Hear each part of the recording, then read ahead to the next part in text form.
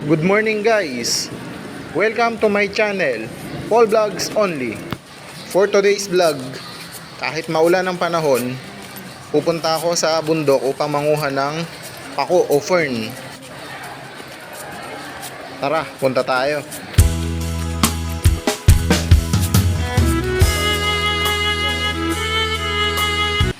Ito nga pala yung tinatawag na Bitbit River.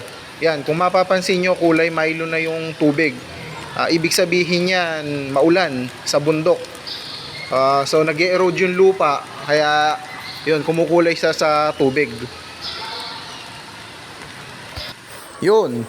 So eto guys, nandito na tayo sa gitna ng kabundukan. Ang nakakasakop sa lugar na to ay Kabayunan, DRT Bulacan. So eto, nangunguha tayo ng pako dito. Yan, masarap to sa itlog na maalat. Unlimited kumuha dito. Get all you can.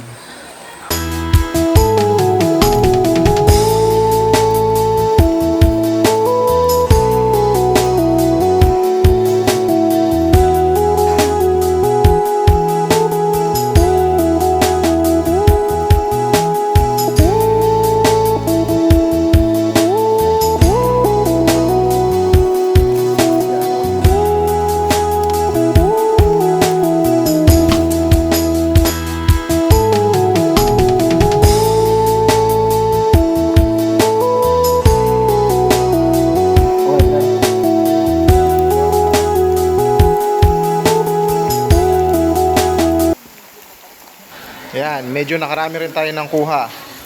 So lipat uli ng pwesto para makakuha uli. Yan. Lakad again. Mahaba-habang lakarin pato. Ahon, baba, ahon. Yan ang buhay sa kabundukan. Masarap na mahirap.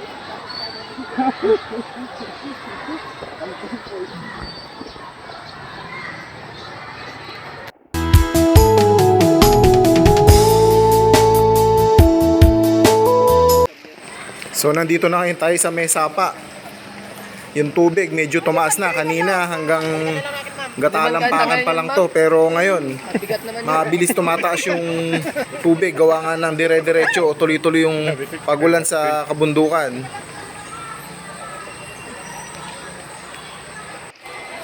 Yeah. So that's for all today's vlog.